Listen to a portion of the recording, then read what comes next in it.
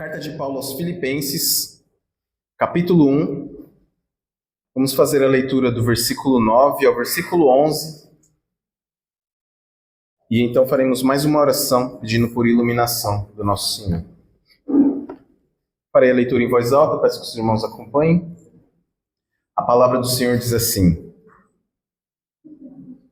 E também faço esta oração, que o vosso amor aumente mais e mais, em pleno conhecimento e toda a percepção, para aprovardes as coisas excelentes e serdes sinceros e inculpáveis para o dia de Cristo, cheios do fruto de justiça, o qual é mediante Jesus Cristo para a glória e o louvor de Deus. Amém? Oremos. Senhor Deus, nosso Pai Todo-Poderoso, nós continuamos te louvando aqui neste momento, ó Pai, porque o Senhor tem nos dado essa oportunidade de cultuar ao Senhor, de estarmos presentes aqui no Santo dos Santos, ó Pai, diante da Tua face, neste local, nessa casa de oração, com todos os nossos amados irmãos, ó Pai.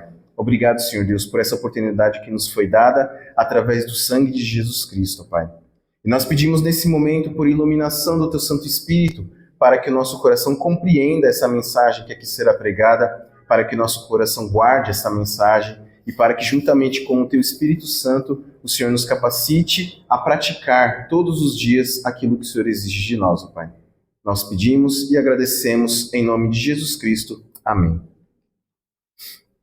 Cresça em amor com discernimento. Esse é o tema da nossa mensagem. E a primeira coisa que eu queria dizer é fazer uma pergunta. O amor é cego?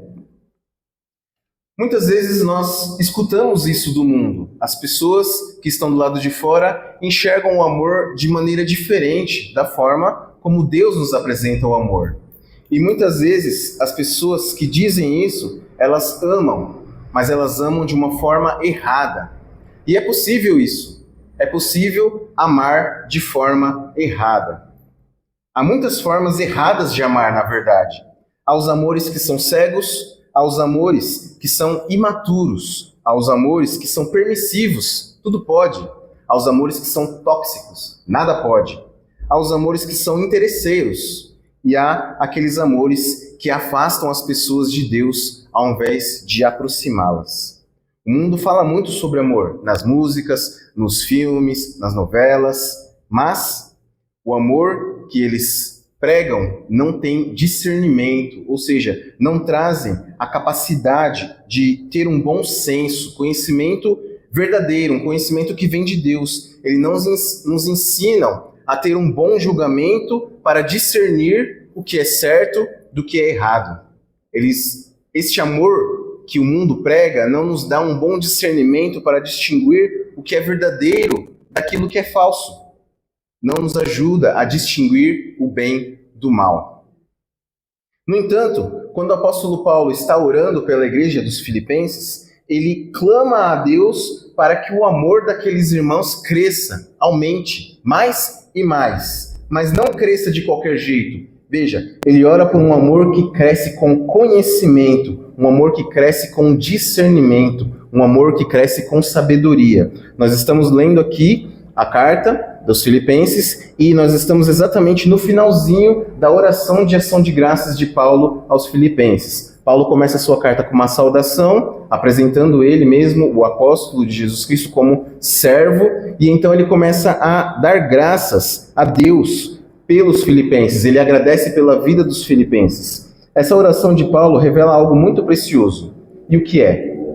O amor cristão verdadeiro, ele não é apenas intenso, ele não é apenas um amor fervoroso, mas ele é um amor inteligente. Não é apenas um amor que é sincero, ele é um amor que é sábio. Não é apenas um amor emotivo, mas ele é um amor santo. E aqui é que vem o confronto diretamente a nós. Que tipo de amor você tem cultivado? Um amor que agrada a Deus ou um amor que apenas segue os impulsos do seu coração? Você precisa crescer e precisa crescer em amor.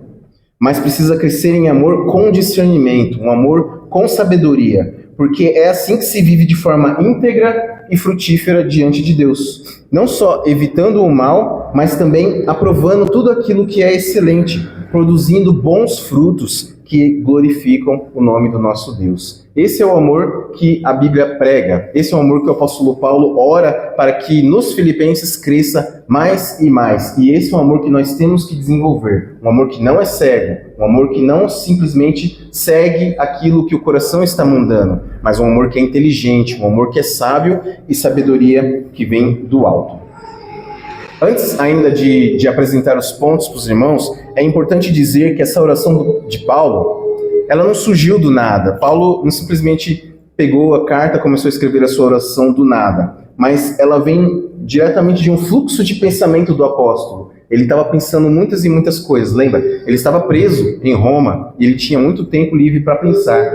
E ele estava pensando justamente na situação dos filipenses. Qual era a situação dos filipenses? Eles eram muito amorosos, eles eram muito fervorosos, eles contribuíam com o ministério de Paulo sempre, com tudo que eles podiam e até mesmo com o que eles não podiam, mas a igreja estava rachada, a igreja estava dividida, a igreja estava brigando. E Paulo estava pensando nisso, na união deles. Ele fala, vocês estão brigando porque vocês não amam com sabedoria, vocês não desenvolveram um discernimento, o amor que deve discernir uma coisa da outra. E por isso que ele vai orando. No começo, ele expressa alegria, gratidão e afeto pela igreja, mas principalmente um desejo de que haja união verdadeira entre aqueles irmãos. O objetivo final de Paulo nessa carta era que a igreja estivesse verdadeiramente unida, que eles deixassem as diferenças de lado e caminhassem juntos. Uma comunidade que sempre apoiou o apóstolo Paulo, sempre orou por Paulo, apoiou financeiramente, apoiou e permaneceu fiel ao Evangelho, mesmo nas piores dificuldades. E essa carta, então, é uma carta de encorajamento, não só para os filipenses, mas para toda a igreja do Senhor, inclusive nós, nos dias de hoje. Essa carta nos encoraja a crescer em amor, a um amor sábio. Ela nos enche de esperança e de alegria em Jesus Cristo. A oração de Filipenses, aqui do versículo 9 ao versículo 11, vem logo depois de Paulo dizer que tem certeza que aquele que começou a boa obra há de completá-la, como nós pregamos na última semana. Essa oração, portanto, funciona como uma conclusão dessa introdução de Paulo, expressando aquilo que ele mais deseja, que os filipenses cresçam espiritualmente de forma profunda e equilibrada. Mais adiante, no final da carta, nós vamos ver que Paulo vai relatar, durante a carta, a situação dele na prisão. Não era uma coisa boa. Paulo estava passando por coisas ruins, inclusive ele estava sendo perseguido dentro da prisão. E as pessoas que eram crentes em Roma, que deveriam estar apoiando Paulo, estavam competindo com ele, estavam pregando a Jesus Cristo, mas estavam pregando a Cristo porque estavam com inveja de Paulo. E porque Paulo da prisão influenciava as pessoas, eles do lado de fora queriam influenciar mais e queriam pregar mais, não porque eles queriam que o nome de Cristo fosse glorificado, mas porque eles queriam ser melhores que Paulo. Então Paulo estava sofrendo naquela prisão. Os amigos de Paulo mais próximos tinham abandonado ele. Tirando Timóteo, Paulo estava sozinho. Então Paulo está mostrando para os filipenses que não é uma questão de teoria. Na prática, Paulo estava passando por situações difíceis, mas ele estava vivendo a alegria de Cristo. Paulo não estava feliz com a situação dele na cadeia, mas ele estava feliz porque Cristo estava com ele lá dentro daquela prisão. Assim, essa oração resume o coração da carta, preparando o terreno para tudo aquilo que nós iremos ver mais para frente. Um amor que cresce em sabedoria e santidade. Um amor que molda não apenas as emoções, mas as nossas escolhas, os nossos valores e também a maneira como nós vivemos. Isso tem que ser refletido, irmãos. Nós dizemos que somos cristãos. Isso tem que se refletir na maneira como nós vivemos todos os dias, no que nós fazemos, no que nós pensamos, na forma como nós caminhamos por aí. Tudo isso tem que refletir esse amor que vem de Jesus Cristo.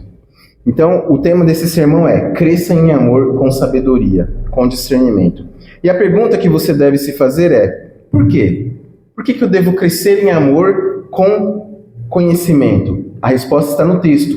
Paulo nos mostra que o amor, quando ele é guiado pelo conhecimento, ele transforma a forma como nós vivemos. E a primeira evidência disso é que os cristãos que crescem em amor com sabedoria vivem de forma íntegra. Esse é o primeiro ponto. Você tem que crescer em amor com sabedoria para viver de forma íntegra diante de Deus. Versículo 9 e versículo 10. Eu também faço esta oração, que vosso amor aumente mais e mais em pleno conhecimento e toda percepção, para aprovardes as coisas excelentes e serdes sinceros e inculpáveis para o dia de Cristo. Aprovar as coisas excelentes aqui tem o sentido de olhar para as coisas e enxergar aquilo que é verdadeiro, aquilo que é genuíno, aquilo que não é falso. Isso significa que é como um ourives. Um ourives é aquele profissional que trabalha com ouro, né? Ele tem que trabalhar aquele metal de forma que ele fique totalmente puro. Ele tem que tirar todas as impurezas para que o ouro venha a ser o mais puro o possível. Dessa forma tem que ser a vida do cristão. Nós temos que ser capacitados pelo amor a fazer escolhas morais e escolhas espirituais excelentes. Não discernindo apenas o que é certo e o que é errado, mas buscando a excelência. Porque às vezes nós fazemos coisas que não são erradas, mas nós não buscamos fazer as coisas excelentes. Nós temos que sempre buscar a excelência, fazer o melhor, dar o nosso melhor e buscar o melhor de Deus, buscar o melhor de Cristo. Esse é o ponto aqui do apóstolo. E isso nos leva a viver de forma sincera, sem mistura, autêntica, transparente e de forma inculpável, ou seja, sem tropeço, sem escândalo para o dia do nosso Senhor Jesus Cristo. Veja que Paulo está apontando para o futuro, para um futuro escatológico. Que dia? A volta de Cristo. Como nós lemos, né, em 2 Pedro, todos os apóstolos eles tinham os olhos fixos na volta de Jesus Cristo. Eles acreditavam que Jesus ia voltar a qualquer momento. E eles viviam dessa forma, como se Jesus Cristo fosse voltar a qualquer momento. Então, nós temos que viver dessa forma também, com os olhos no dia do nosso Senhor Jesus Cristo, porque nós não sabemos quando Ele vai voltar. A palavra sincero, ela vem do latim sincera, significa sincera. E ela surgiu porque os vasos que eram feitos de barro, às vezes, quando eles estavam secando no sol, eles trincavam. E o oleiro, ele não jogava esse vaso fora, esse vaso trincado. Ele passava uma cera e disfarçava o vaso com uma cera. Ele passava a cera por dentro, por fora do vaso, e o vaso estava lá, bonitinho, como esse vaso aqui. Mas o que acontecia? Quando você colocava água, quando você colocava algum líquido quente, essa cera ela derretia, ela encharcava e o vaso começava a vazar. Então, para categorizar os vasos bons dos vasos trincados, eles começaram a colocar uma plaquinha. Esse vaso aqui é sem cera e esse vaso aqui é com cera. Porque se você fosse usar o vaso para qualquer outra coisa, o vaso com cera servia, ele era mais barato. Mas se você precisasse transportar líquidos quentes, você precisava de um vaso sem cera. Então, começaram a usar isso como um adjetivo para classificar as pessoas. Ah, você é uma pessoa sincera. Você não tem uma máscara cobrindo a sua cara. Ou seja, acabou virando para nós a palavra sincero. Sinceros são aqueles que não têm máscaras, que não estão disfarçados, que não estão cobertos, mas que são plenamente sinceros. Quando se coloca o amor com discernimento, nos torna dessa forma, sinceros, verdadeiramente sem máscaras, sem cera. Uma vez que nós não temos mais nada para esconder, o Senhor faz conosco a mesma coisa que o ourives faz com o ouro. Ele remove todas as nossas impurezas. Para os irmãos entenderem também o processo do ouro. O ouro é retirado lá das minas ou das águas e ele é um metal misturado com outros metais. Então o ourives ele coloca tudo isso num cadinho, né, num pote refratário e coloca no forno, até que aquilo comece a borbulhar e ficar vermelho, incandescente. Quando isso acontece, tudo aquilo que não é ouro boia. E o ouro fica lá no fundo. E aí ele vai retirando essas impurezas que estão por cima, que é chamado de escória, sabe? Eles tiram toda essa escória e botam no forno de novo, deixa ferver, deixa ficar incandescente. Então o ouro vai para o fundo e tudo aquilo que é ruim, que é impuro, boia. E aí ele vai lá e tira. E ele faz esse processo até quando? Até quando ele olha e ele consegue ver o reflexo dele naquele ouro derretido. E aí sim ele sabe que aquele ouro está puro. Da mesma forma, Deus faz isso conosco. Nós vamos nos entregando a Ele e crescendo em amor e crescendo em conhecimento de Deus, e nós vamos nos tornando cada vez mais parecidos com Deus, porque Ele nos criou a sua imagem e semelhança. Mas o pecado distorceu essa imagem. Nós estamos cheios de impureza, mas quanto mais nós conhecemos a Deus e mais nós buscamos conhecer a Deus, mais Ele remove essas impurezas de nós e mais nós ficamos parecidos com Ele, até o dia em que Ele vai olhar para nós e Ele não vai nos enxergar como pessoas impuras, mas Ele vai enxergar o próprio Senhor Jesus Cristo em cada um de nós. E isso vai acontecer no dia de Cristo, no dia da volta de Jesus Cristo. Por isso que nós passaremos pelo julgamento e não seremos julgados, porque Ele vai olhar para cada um de nós que fomos purificados pelo sangue de Jesus Cristo e Ele vai enxergar a própria imagem de Cristo em cada um de nós. Por isso Paulo fala que nós nos tornamos inculpáveis, ou seja, sem culpa, sem mácula, sem tropeço, sem escândalo. Para quê? Para passarmos pelo dia de Jesus Cristo, pelo dia do julgamento. Porque no dia do julgamento Ele olhará para cada um de nós e verá a imagem e a semelhança do seu Filho amado em todos aqueles que viveram de modo digno do Evangelho, que viveram de acordo com aquilo que o próprio Jesus Cristo nos ensinou. Assim, o amor com discernimento não apenas nos torna mais afetuosos. Claro que nós nos tornamos pessoas mais emocionais, mais afetivas. Nós queremos estar próximos uns dos outros por causa do amor. Mas o amor também muda as nossas palavras, as nossas decisões, as nossas motivações, as nossas ações, de forma que nós nos tornamos cada vez mais íntegros, cada vez mais parecidos com Jesus Cristo. E como na prática você pode crescer nesse amor? Porque às vezes a gente fica nessa teoria, tem que amar mais, tem que amar mais. Mas como? Como eu devo amar mais? Primeiro, as suas escolhas. Você tem que avaliar as suas escolhas, e cada uma delas, com muito mais do que sentimento. Porque o meu coração... Não, esquece isso aí. Isso aí é o que as pessoas lá do mundo dizem, siga o seu coração. Não, nós não acreditamos nisso. Nós temos um amor que ele é sentimental, sim, emotivo, sim, mas ele é um amor racional, ele é um amor inteligente. Nós temos que avaliar cada uma das nossas escolhas de forma racional, porque é assim que Deus nos ensinou. As pessoas se deixam levar completamente pelos sentimentos e por isso tomam atitudes sem raciocinar. E aí você vê o resultado disso, um casamento que se desfez. Por quê? Porque foi uma escolha feita com coração, um coração corrupto. Não foi uma escolha feita com sabedoria, sabedoria que vem de Deus. As pessoas vão por impulso e às vezes elas entram num emprego e logo depois elas são demitidas, porque elas foram por impulso. Deus não queria aquilo para elas. Elas simplesmente foram porque sentiram. Eu senti que eu deveria ir. Isso é errado, irmãos. Não é assim que Deus nos ensinou. Não era assim que Jesus Cristo fazia. Ele não agia por impulso. Ele raciocinava, ele pensava. E esse é o exemplo que nós devemos seguir. A cada uma das nossas escolhas, nós temos que raciocinar, pensar e orar. Será mesmo que Deus quer isso? E como você sabe que Deus quer isso ou não? Através da palavra. Através da palavra. A palavra é útil para nos ensinar, para nos exortar e para nos mostrar o caminho correto no qual nós devemos andar. A palavra do Senhor. E para isso nós temos que conhecer a palavra. Por isso que nós temos que estudar, nós temos que ler, nós temos que participar dos estudos bíblicos, nós temos que vir aos cultos, nós temos que vir à escola dominical, nós temos que saber como é que eu vou viver de acordo com o que está aqui, se eu não sei o que está aqui, certo? Isso é um dos primeiros passos que nós devemos tomar. Esquece a filosofia do siga o seu coração. Antes de realizar qualquer escolha, pergunte-se, isto é excelente aos olhos de Deus? Veja bem a palavra que é excelência. Isso é excelente? É exatamente isso que Deus quer? Ou simplesmente isso é aceitável aos olhos do mundo?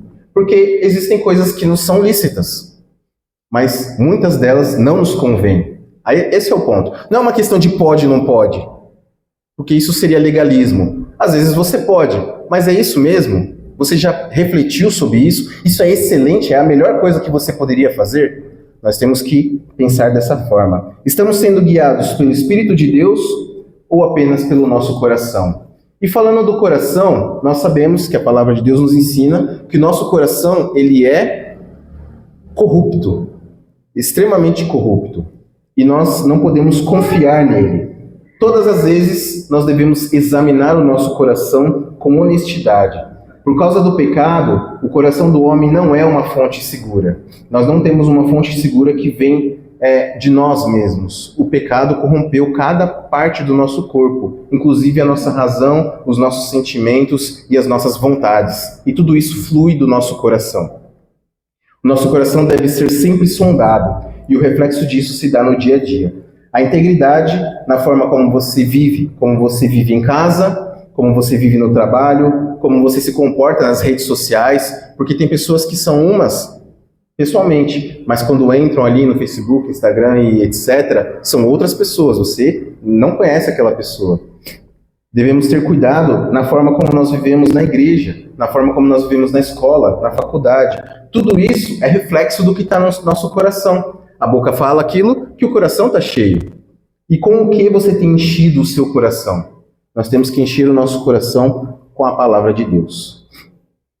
Você deve também cultivar uma consciência limpa diante de Deus. Como eu falei, viver com sinceridade é viver sem cera, é viver sem máscaras. O amor verdadeiro, ele não esconde nada. Então você não pode esconder nada de Deus, nem que você quisesse. Deus sabe de todas as coisas, mas Ele quer que você coloque isso diante dele. Então você tem que confessar os seus pecados. Nós temos um momento de confissão de pecados aqui no culto, mas nós temos que confessar os nossos pecados todos os dias, porque nós pecamos todos os dias. Nós temos que conversar com Deus e sermos sinceros com Deus. Falar, Senhor, eu pequei. Eu pensei mal do meu irmão, eu menti, eu agi de forma errada, por favor, me perdoa. Nós temos que fazer isso sinceramente diante de Deus. Deus sabe o que você fez, não tem por que você não falar para Ele.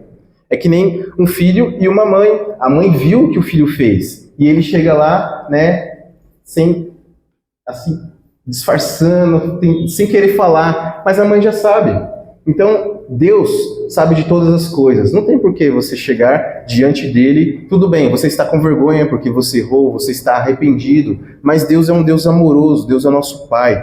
E através de Jesus Cristo nós temos certeza do nosso perdão. Mas Ele quer que você confesse cada um dos seus pecados. Ele quer que você converse com Ele, que você leve para Ele todas as suas angústias todos os dias. Quanto mais você conhece Jesus Cristo, mais você o ama. E quanto mais você ama Jesus Cristo, mais você quer ser igual a Ele. E para ser igual a Cristo, temos que crescer em amor com discernimento. Quanto mais conhecimento de Jesus nós temos, mais santos nós nos tornamos. E por último, nessa primeira parte, viva com o olhar no dia de Jesus Cristo. A maior falha do cristão é retirar os olhos do dia do Senhor. E nós fazemos isso. Nós vivemos a nossa vida como se Jesus não fosse voltar. Ou seja, a gente sabe que Ele vai voltar. A gente não sabe quando. Mas a gente não espera que seja hoje. A gente não espera que seja amanhã. Então a gente vive a vida de qualquer jeito. A gente corre atrás das nossas próprias coisas e nos esquecemos da volta de Jesus Cristo. Mas quando nós olhamos para os apóstolos, eles viviam nessa iminência de que Jesus Cristo ia voltar a qualquer momento. Mesmo sem eles saberem quando. Então eles tinham que viajar o mundo, eles tinham que pregar o Evangelho, eles tinham que fazer tudo aquilo que Jesus Cristo tinha proposto para eles, porque Jesus ia voltar e ia cobrar deles. E às vezes nós nos esquecemos disso. Jesus vai voltar e Ele vai cobrar de cada um de nós, se nós fizemos ou deixamos de fazer aquilo que Ele nos ordenou. Havia mais temor naquela igreja porque eles mantinham em seus corações a volta de Jesus Cristo. A pergunta é, as suas decisões têm levado você a caminhar com mais reverência diante da vinda do Senhor? Porque Ele vem e não demora. Não adianta a gente achar assim, mas eu já vou ter morrido. E se você morrer, você também vai estar lá na frente dele. Então, temos que viver com isso na nossa cabeça. Você está pronto para o dia do Senhor? Ou você está como aquelas virgens que não tinham mais azeite para manter as suas lâmpadas acesas? E quando o Senhor voltou, elas ficaram do lado de fora. Ou seja, elas perderam a bênção, porque elas não estavam preparadas. Daniel, mesmo sendo um adolescente, ele decidiu firmemente que ele não iria se contaminar com as iguarias do rei. Está lá em Daniel capítulo 1. Ele não escolheu apenas o que era permitido, porque não era proibido para ele comer a comida do rei. Ele podia, os outros comeram, mas ele escolheu aquilo que era excelente aos olhos de Deus. Ele falou, não vou, eu vou é me santificar para o Senhor. Ele queria comer aquilo que era excelente aos olhos de Deus. A sua vida foi marcada por integridade e influência, mesmo no meio de uma cultura hostil. Então ele foi retirado da sua terra, levado para um lugar onde ele não conhecia ninguém, onde todo mundo era seu inimigo, e ele ainda assim conseguiu chegar no lugar mais alto que ele podia. O segundo depois do rei, do imperador. Por quê? Porque ele viveu de uma forma íntegra diante do Senhor, fruto de um amor com discernimento. Ele tinha conhecimento da palavra, ele tinha conhecimento da lei, e isso ajudou muito Daniel nas suas escolhas. Assim também, John Wesley perguntou certa vez: sabe o que eu faria se soubesse que Jesus Cristo ia voltar amanhã? E a resposta dele foi o seguinte: a mesma coisa que eu já tinha me preparado para fazer. Por quê?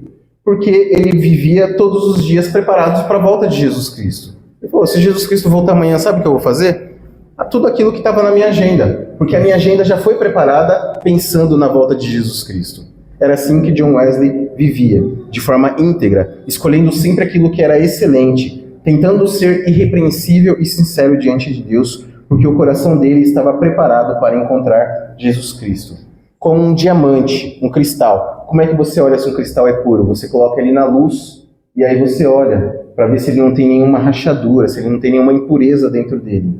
A nossa vida tem que ser assim, transparente, testada e aprovada. Quando o amor cresce com sabedoria, ele nos torna pessoas que não têm nenhum medo da luz. Jesus pode voltar agora. Nós não temos medo. Nós estamos sinceros e irrepreensíveis diante do nosso Senhor, como um cristal na luz, como um diamante, sem nenhuma impureza. Mas Paulo não ora simplesmente por integridade.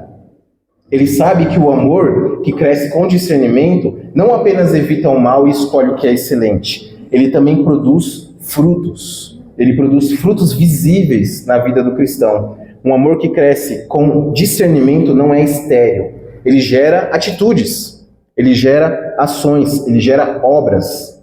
Ele floresce em frutos para a glória e louvor de Deus. Versículo 11 aqui do nosso texto.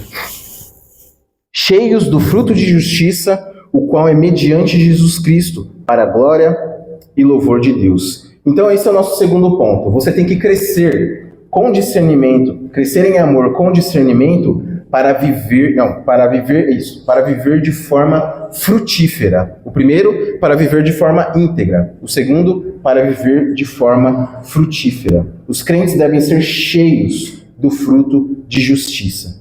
Paulo não está falando de algo pontual. Certa vez eu dei um fruto, né?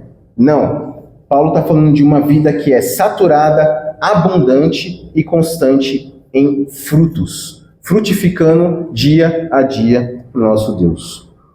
O fruto de justiça, ele não é simplesmente algo que brota pelo esforço humano. Porque você fala assim, eu tenho que frutificar. Sim, todos nós temos que frutificar, mas não somos de fato nós que frutificamos, mas esse fruto ele vem através de Jesus Cristo. Jesus Cristo nos ensina isso lá em João capítulo 15, quando ele está falando da videira, eu sou a videira, vós sois os ramos, e ele fala, aquele que permanece em mim, esse dá muito fruto. Então nós somos ramos que nós estamos enxertados na videira, e por causa da videira é que nós frutificamos. Se você arranca o galho de uma árvore, de um pé de amora, ele não vai dar fruta. O pé vai continuar frutificando, mas aquele galho ele vai secar e não vai servir para mais nada. Da mesma forma, se não estivermos em Cristo, não iremos dar frutos, por mais que nós nos esforcemos. O amor cristão, quando discernido corretamente, leva o crente a viver não para si mesmo, mas a viver para Deus. E isso se evidencia em fruto, um fruto espiritual que surge somente através de Jesus Cristo. Mas o que é fruto espiritual? Porque a gente fala, a gente tem que frutificar, a gente tem que dar frutos, muitos frutos. O que é o fruto espiritual? Ele é a expressão visível da vida em Cristo e da atuação do Espírito Santo. Então, você se converteu, você foi convertido por Deus, você aceitou Jesus Cristo como seu Salvador e como seu Senhor. Qual é o resultado disso? Derramamento do Espírito Santo. O Espírito Santo vem habitar dentro de você. Agora você é um templo. E nesse templo habita o próprio Deus. Nós temos o próprio Deus habitando dentro de nós. E isso tem que sair para fora. Sair para fora. Isso tem que ser expresso de forma visível, exteriormente. Não adianta nós termos o Espírito Santo e guardarmos ele aqui. Eu tenho o Espírito Santo aqui dentro de mim. Tá, mas eu não estou vendo o fruto disso na sua vida. Então isso é preocupante. A Bíblia nos explica sobre os frutos lá em Gálatas, versículo 22, versículo 23 do capítulo 5. Nós temos o fruto do Espírito, que é amor, alegria, paz, longanimidade, benignidade, bondade, fidelidade, mansidão e domínio próprio. Contra essas coisas não há lei. O fruto, ele está no singular por quê? Se nós falamos 9 qualidades aqui. Porque essas 9 qualidades são um conjunto de virtudes dentro do fruto. O fruto, ele integra todas essas qualidades. Mais uma vez, amor, alegria, paz, paciência, benignidade, bondade, fidelidade, mansidão e domínio próprio. Tudo isso faz parte do caráter de Jesus Cristo. E qual é o nosso objetivo, mais uma vez? O objetivo de Deus em nós? Que nós nos tornemos mais parecidos com Jesus. Então nós temos que desenvolver amor, alegria, paz, paciência, benignidade, bondade, fidelidade, mansidão e domínio próprio. Porque essas 9 características fazem parte do caráter de Jesus Cristo. E elas têm que aparecer no cristão, se de fato ele é um cristão. O fruto do Espírito é produzido pelo próprio Espírito e não pela carne. Nós também vemos isso lá em Gálatas capítulo 5. Não se trata de esforço humano, mas de uma cooperação com a graça. Ele vem do Espírito, mas nós temos que trabalhar também. É uma cooperação. Sozinhos não fazemos nada. Mas com o Espírito nós temos que fazer alguma coisa. É uma obrigação do cristão dar frutos. Ele é progressivo e inevitável. Nem todo mundo cresce na mesma velocidade. Isso é fato e nós temos que ser sensíveis também a esse tipo de coisa. Ah, ele se converteu hoje e amanhã eu já quero que ele seja pacífico, benigno, manso, tenha domínio próprio, não caia mais, não tropece, seja uma pessoa amorosa. Não, não é assim. Cada pessoa tem o seu tempo. Todos os dias nós estamos crescendo em santidade, todos os dias nós estamos crescendo para dar fruto. E alguns demoram mais que outros. Cada um tem o seu tempo. É interno, mas se manifesta de forma externa. Ou seja, começa no coração. E às vezes nós temos isso dentro do nosso coração. Todas essas características. Mas nós temos que colocar isso para fora. Em atitudes, em palavras, nas nossas decisões. Temos que tomar decisões de acordo com essas características. Temos que frutificar de acordo com tudo isso. E qual é o objetivo final? A glória de Deus. Como Paulo fala aqui no versículo 11 de Filipenses, cheios do fruto de justiça, o qual é mediante Jesus Cristo para a glória e o louvor de Deus. O fruto verdadeiro sempre aponta para o caráter de Cristo e sempre vai glorificar a Deus. Não é para nossa própria glória, não é para ninguém olhar para você e achar que você é um crente bom, né? Que você é um crente excelente. Não, é para a glória de Deus. Enquanto o fruto é gerado naturalmente pela vida no Espírito, as obras da carne são produzidas pelo velho homem. Obras que podem ser feitas até por falsos crentes, mas o fruto verdadeiro só é gerado por aqueles que estão em Jesus Cristo. Em contraste ali com o fruto do Espírito, nós temos as obras da carne, e todas elas são más. Vou pedir para alguém, por favor, abrir em Gálatas 5, para nós darmos uma olhada nessas obras da carne. Gálatas 5, versículos de 19 a 21. Ora, as obras da carne são conhecidas e são prostituição, impureza, lascívia, idolatria, feitiçarias, inimizades, porfias, ciúmes, iras, discórdias, dissensões, facções, invejas, bebedices, glutonarias e coisas semelhantes a estas, a respeito das quais eu vos declaro, como já outrora vos preveni, que não herdarão o reino de Deus os que tais coisas praticam. Os que tais coisas praticam não herdarão o reino de Deus. Por quê? Porque não fazem parte do reino de Deus. Não estão frutificando, estão apenas dando resultados que a carne está proporcionando, obras da carne e não fruto do Espírito. Nós devemos frutificar e devemos frutificar para a glória de Deus. Paulo diz aqui que tudo deve ser para a glória e para o louvor de Deus. A vida cristã frutífera não tem o objetivo de engrandecer o crente, mas de exaltar a Cristo. Toda a transformação visível que acontece na nossa vida, ou seja, justiça, santidade, misericórdia, fidelidade, tudo isso é para que Deus seja glorificado. O objetivo final de tudo é a glória de Deus. Que frutos a sua vida tem produzido? E é importante a gente entender que fruto do Espírito não é performance religiosa.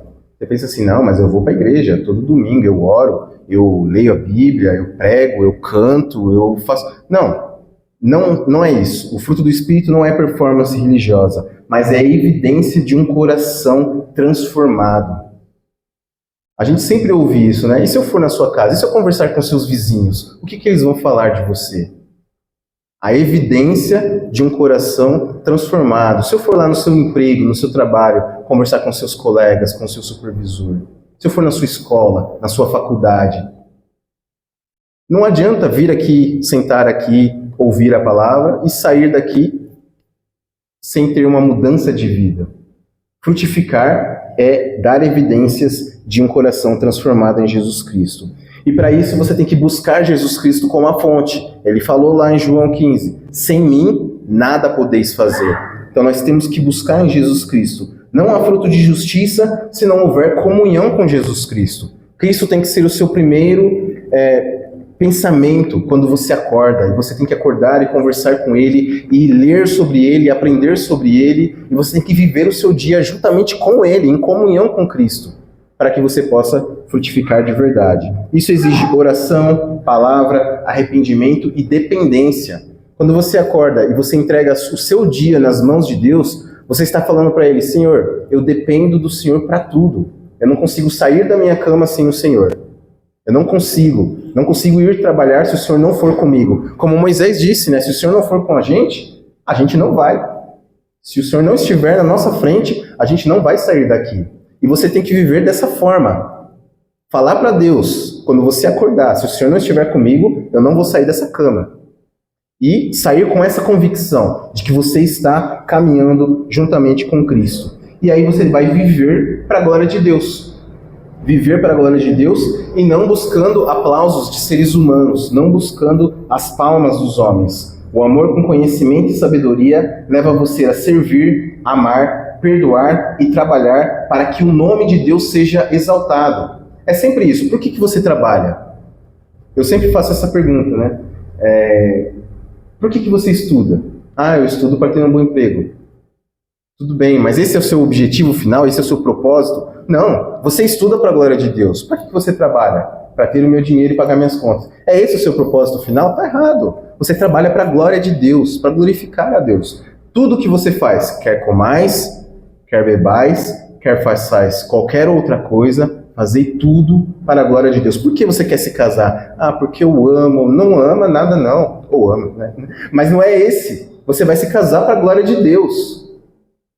É para a glória de Deus. E isso elimina um monte de problemas práticos.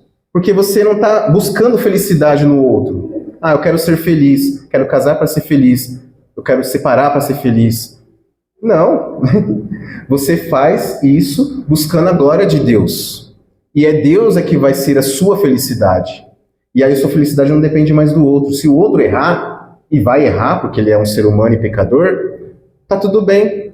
Você vai trabalhar, você vai conversar, vocês vão resolver isso, mas você vai continuar firme e alegre como Paulo, porque a sua alegria não está na outra pessoa, está em Deus. Você não está fazendo as coisas para outra pessoa, mas para Deus. Nas coisas mais simples. Eu vou lavar a louça. Eu vou lavar a louça para minha esposa. E é legal isso, né? Ela vai chegar em casa e a louça vai estar limpa. Tudo bem. Esse pode ser o seu objetivo secundário, mas você vai lavar a sua louça para glorificar a Deus. Deus é um Deus de organização, Deus é um Deus de ordem. A sua casa tem que estar em ordem, a sua vida tem que estar em ordem. Sua esposa tem que estar feliz. E você quer fazer ela feliz para a glória de Deus. Porque Deus quer que você faça a sua esposa feliz.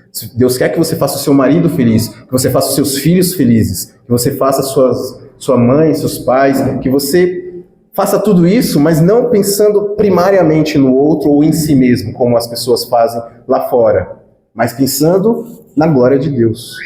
Tudo tem que ser para a glória de Deus. E nós temos que pedir a Deus para que nós possamos fazer essas coisas, para que nós possamos dar frutos. Nós temos que orar e pedir para Deus fertilidade espiritual, porque nós somos galhos secos, realmente. Somos galhos secos. Você pode estar cansado, seco e desanimado. O que você deve fazer? Orar. Paulo começa todas as suas cartas com oração. Paulo estava no meio da prisão e ele não fazia nada sem orar. A primeira coisa que Paulo fazia era orar. E ele orava para que o seu amor crescesse, para que a sua vida transbordasse de frutos. E ele não orava só por ele orava por toda a sua igreja, pelos filipenses, pelos efésios, pelos colossenses, coríntios, romanos, por todo mundo, para que todos crescessem em amor, com conhecimento, com sabedoria, e que todos vivessem de forma íntegra, e que todos dessem muitos frutos. Jesus nos ensina, lá no capítulo 15 de João, que Deus é o agricultor, Ele é a videira e nós somos os ramos. Se permanecermos nele, daremos muito fruto. Mas aquele ramo que não dá fruto, ele é cortado. Isso mostra que vida frutífera é resultado de permanecer em Jesus Cristo, de estar em Jesus Cristo, e não simplesmente de vontade própria. Nós temos que crescer em amor com sabedoria, e esse amor com sabedoria vai nos levar à obediência, para a glória de Deus. Um teólogo puritano chamado Jonathan Edwards, ele orava todos os dias dessa forma: Senhor, marca-me com a tua beleza, para que, ao olharem para mim, o teu nome seja conhecido. Ele não buscava simplesmente saber o que era certo e o que era errado, mas viver uma vida que refletisse Deus, que as pessoas olhassem para ele e enxergassem Deus. Da mesma forma que Paulo, e da mesma forma que nós devemos viver. Isso é frutificar com sabedoria, uma vida que aponta para Deus e não para si mesmo, como uma árvore plantada na beira de um rio. As suas raízes são profundas, as suas folhas são sempre verdes, os seus frutos são abundantes, porque ela está sempre bebendo daquele rio. Assim é o cristão que cresce com amor e com sabedoria, sendo alimentado o tempo todo pelo rio de água viva, que é o próprio Senhor Jesus Cristo. Mesmo em tempos difíceis, ele vai continuar frutificando, porque ele está ali bebendo da fonte. A sua vida é bênção para os outros, e a sua vida é para a glória de Deus. Concluindo, então, a oração de Paulo pela igreja dos Filipenses, uma igreja tão amada, deve ecoar como uma oração para nós também. Paulo não estava orando só para os filipenses, pelos filipenses. Ele estava orando por cada um de nós. Nós vivemos em tempos em que o amor é confundido com permissividade e o discernimento é rejeitado. As pessoas rejeitam a sabedoria. Você olha e às vezes você fala, não é possível que as pessoas estão vivendo dessa forma. É uma forma, desculpa a palavra, mas é uma forma burra de viver. E as pessoas estão louvando isso. Nós temos que ser o contrário do mundo. Nós temos que viver de forma sábia, de forma inteligente, com sabedoria que vem do céu. A palavra de Deus nos mostra um caminho diferente. Um amor que cresce, mas cresce com sabedoria. Nós amamos de forma racional. Um amor que não se dobra ao mundo, mas que se conforma à vontade de Deus. E esse amor se manifesta de duas formas, só recapitulando. Primeiro, uma vida íntegra. Viver de forma íntegra diante de Deus, de forma santa, de forma sincera, irrepreensível, aquele que não tem culpa diante do Senhor. E segundo, uma vida frutífera, aquela pessoa que dá fruto diante do Senhor, frutos do Espírito, não por mérito humano, mas pela graça que vem através de Cristo. E essa é a verdade mais profunda do texto. Isso não é simplesmente um padrão que nós temos que alcançar, mas essa mesma vida íntegra e essa vida frutífera é um fruto que tem que ser gerado pelo Espírito. Ele não brota do nosso coração, mas é fruto da obra de Cristo em cada um de nós. Você só pode crescer dessa forma se Cristo estiver em você e se você estiver em Cristo. Isso é uma coisa para cristãos. E eu acredito que todos nós aqui somos. Mas se algum de nós ainda não é e quer viver dessa forma, nós temos que nos entregar completamente a Jesus Cristo. Por isso a pergunta não é apenas você ama, mas a pergunta é: o seu amor é um amor sábio? É um amor com conhecimento? É um amor que tem moldado a tua integridade e tem gerado frutos para a glória de Deus? Ore como Paulo. Viva como quem foi alcançado por Jesus Cristo e cresça a cada dia em amor, com conhecimento e sabedoria para a glória do nosso Deus. Amém.